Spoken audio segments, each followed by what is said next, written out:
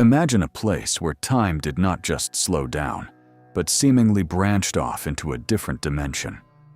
Deep in the Indian Ocean, between the Horn of Africa and the Arabian Peninsula, lies an archipelago so isolated that 1/3 of its plant life exists nowhere else on this planet. It is a land of jagged limestone peaks, vast coastal dunes, and trees that look like they were designed for a science fiction epic. But the true mystery of Socotra isn't just its alien appearance.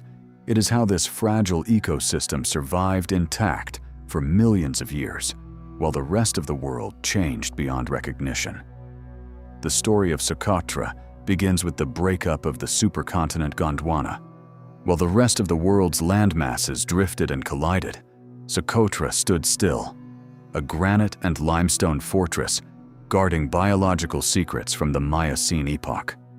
As dawn breaks over the Hagir Mountains, the rugged backbone of the island, the first light reveals the desert rose, known locally as the adenium. This is not a typical flower. It is a lumpy, bulbous tree that stores massive amounts of water in its swollen trunk to survive months of brutal drought, blooming with delicate pink flowers only after the rarest of rains. Nearby, you find the most iconic silhouette of the island, the dragon's blood tree. Shaped like a giant upturned umbrella or a prehistoric mushroom, its dense canopy is a masterpiece of evolution.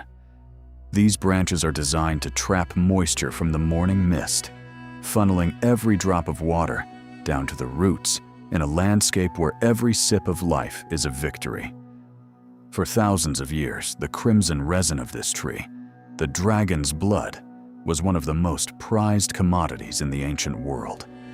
It was the ink used by Byzantine emperors to sign their decrees, a sacred incense in Roman temples, and a powerful medicine in the hands of medieval alchemists.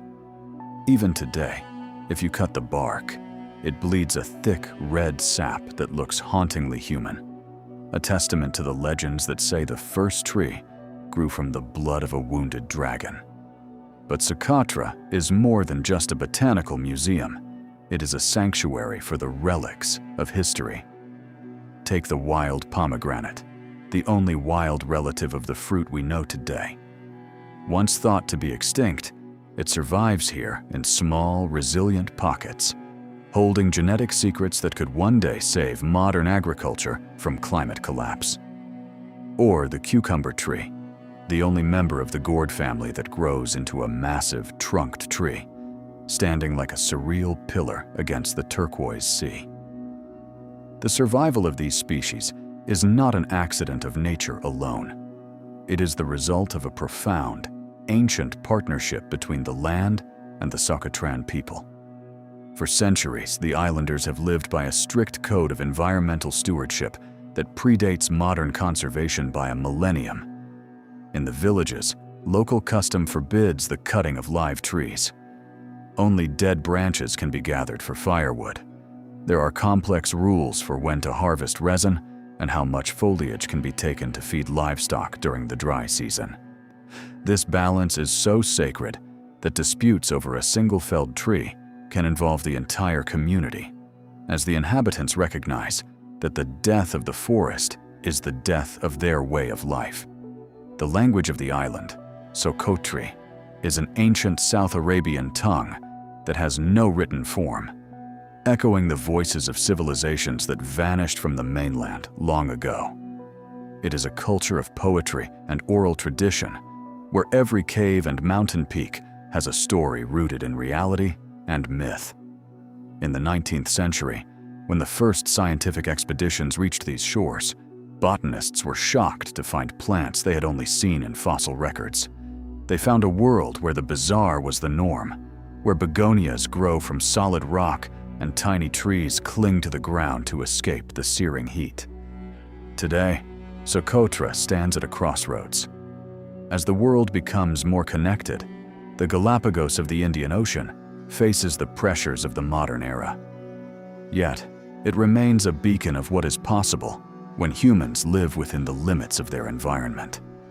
It is a place that challenges our understanding of biology and reminds us that there are still corners of the earth where the ancient world breathes.